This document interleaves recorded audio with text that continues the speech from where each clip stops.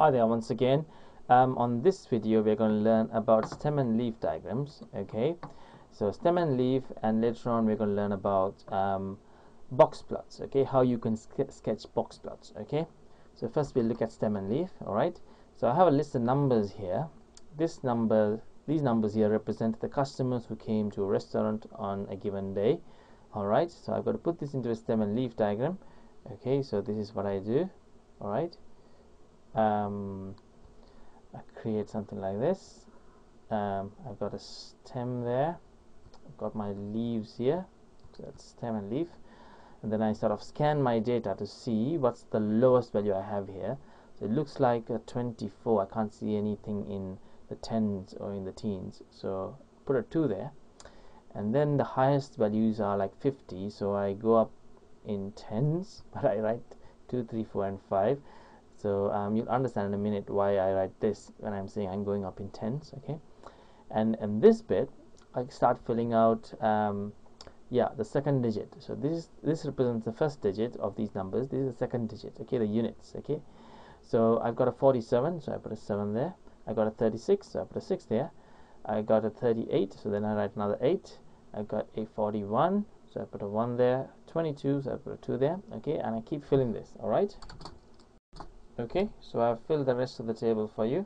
Alright, okay, now next what I have to do is this. This is not the correct stem and leaf. Okay, there's something wrong with this. Okay, all the numbers have to be written in ascending order. Alright, all the numbers here have to be written in ascending order.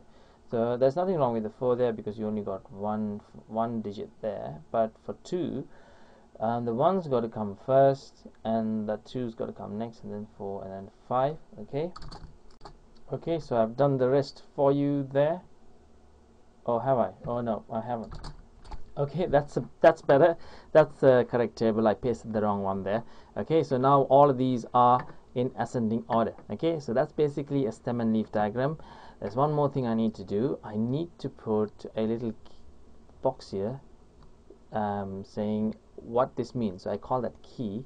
Alright, and I say that if I say, I'll just pick one of the values here. If I say that's 4 and 2, I've got to say that is equal to 42. So I've got to put this one in an exam. If I don't, I lose marks. Okay, because that's what it means. Okay, because sometimes you can put like decimal values into stem and leaf diagrams as well. So all of these could be 4.7, 3.6, 3.8, and you'd have this stem and leaf. But when it comes to the key, you say 4 and 2 make 4.2. Okay, so I've got to create this key to let the reader know what raw values I'm talking about in my stem and leaf, Okay, right. Okay, the advantage of showing a data set on a stem and leaf is that you could basically have a good idea of how the data is spread about. Okay, now this looks rather symmetrical.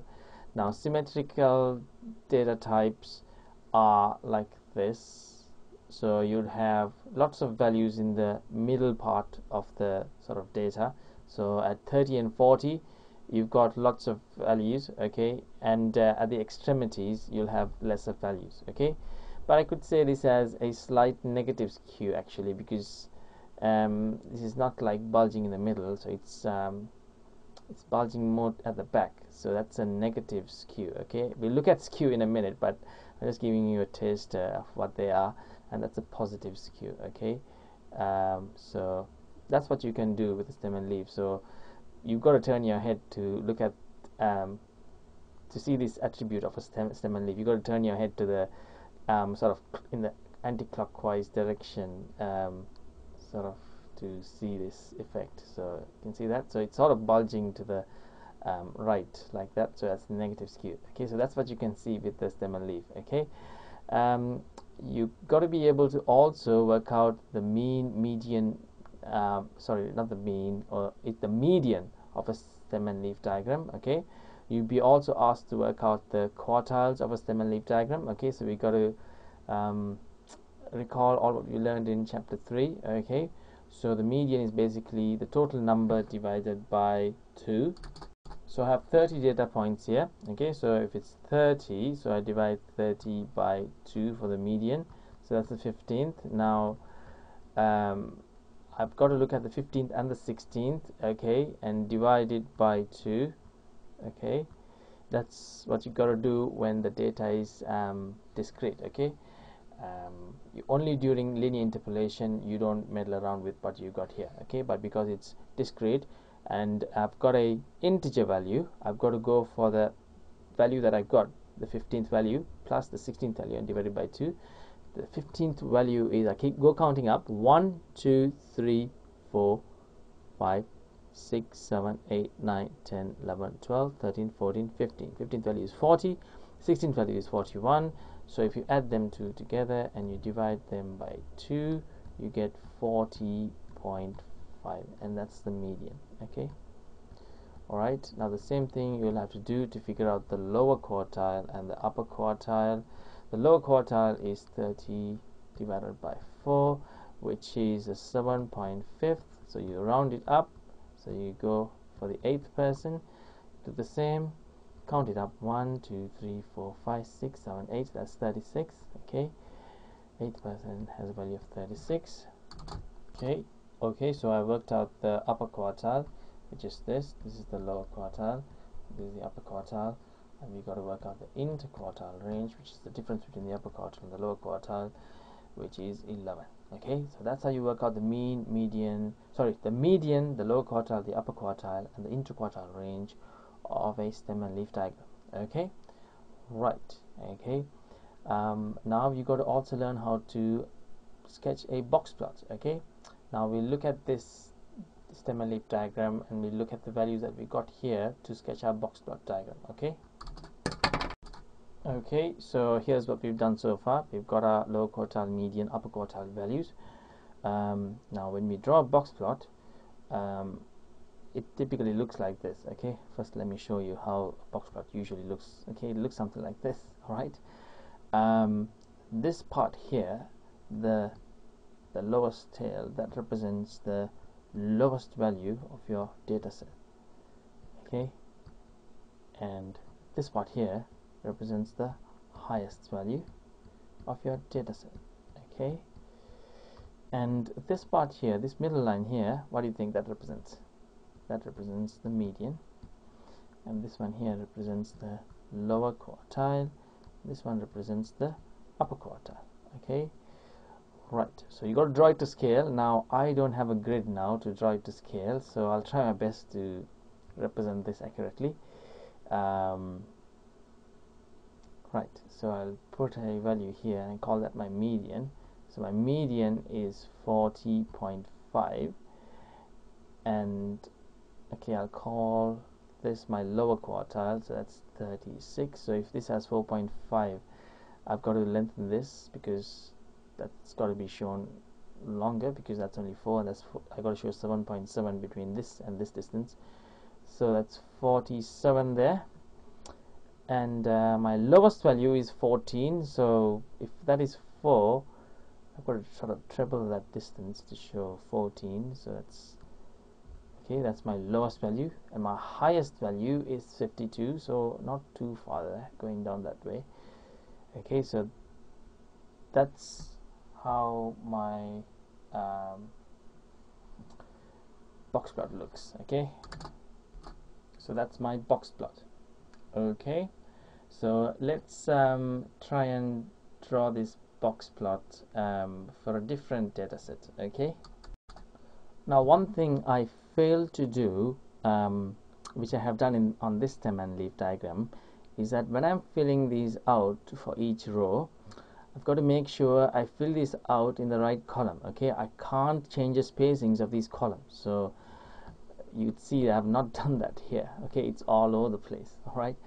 Only then could you say for sure what type of skew there is approximately, okay, because if I bunch these up and if I let this spread out a bit, then I'm not really seeing the skew for what it is, because this could have lower number than this, but because this is spread out, it may appear that this is full up as much as this is, okay.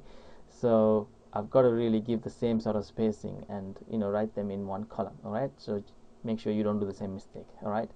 So now you've got to do the figure out the lower quartile, the upper quartile, and the median. So why don't you try it yourself? So why don't you pause the video and try it yourselves? Okay, so these are my values. All right, this is what you ought to have got as well. All right, now let's sketch our box plots. Okay, so why don't you do it before I show you what the answer is? Okay, now that's your box plot. All right, so you got the lowest value, the highest value, median, the low quartile, the upper quartile. Okay, now we'll look at something that is called a back-to-back stem and leaf diagram. Okay, I haven't seen this coming up much in exams, but it's there in your syllabus, so I want to make sure I cover that. All right, now here's an example of a back-to-back stem and leaf. All right, so let's say you had one class and you had another class which is called class 2. So they had a test and the marks were given out of 40. All right, so this class, the students in this class, their marks are shown here, and the students in this class, their marks are shown here. So you could see that on this class, the marks are sort of evenly spread out. All right, whereas here in this class, more of the students have scored less. All right, so you have 4 students so you have 3 students in this category, so they've scored 1, 4, 9. Okay, so I'm going in ascending order on this side, on my right hand side, class 1, but I am also going in ascending order in class 2, but I'm writing that in reverse, so it's technically descending order. Yeah, it should be descending order, so that this is like a mirror image of what you have in class 1. Okay, so you have 3 people there, you have 4 people there, and then you have only 1 each in each of these categories. So because of that, you could say class 1 generally did all right, much better than class 2, I'd say, because you had 6 students here who got marks in the 20s and 30s. You have only 2 here. All right, so that's an example of a back-to-back stem and leaf diagram. Okay, there's one more thing I want to quickly look at is how you could identify an outlier. Okay, now an outlier is a data point which is really high or really low compared to the majority of the people in your data set. All right, so an outlier is something like that. So let's go to our first example, which looked at the people who come to a restaurant. Okay, so an outlier on this case would have been a value of 0, okay, or 2. Okay, maybe there was a security scare and only on that street and only 2 people turned up. Okay, or maybe an outlier could be also 110. All right, maybe there was a carnival happening in front of that street and then lots of people came into that restaurant. So these are outliers. Okay, now there are ways to identify an outlier. Okay, an outlier has to fulfill this criteria for it to be called an outlier. Okay, it's got to be 1.5 times the interquartile range. Now an outlier that could be a big value has to be greater than this value here. Okay, when you at the upper quartile. All right, okay, so 1.5 times the interquartile range plus the upper quartile. If a value is greater than that, then it's an outlier. All right, okay, so if you were to identify an outlier that is at the other end of the scale, it's this 1.5 times the interquartile range. No, I've got to say the lower quartile minus this. Okay, it's got to be lower than that, and then that'll be an outlier. Okay, for example, okay, let's go back to this example here. All right, our lower quartile was this, our upper quartile was this. Okay, and let's say we had a point that was 0. Okay, so I'll just no, that was 2. Okay, now the interquartile range here is 11. Okay, so I do 11 times. Okay, so let me just jot it down here, all that pieces of information. So here's a summary of that information there. So 1.5 times the interquartile range, that is 16.5, and if I add that to the upper quartile, that's 47, that's 53.5, and this highest value 110 is indeed a outlier because it's above this value, whereas the lower end, test check an outlier at the lower end, you would do 36 minus 16.5, which is 19.5, and indeed this 2 is lower than that value. Okay,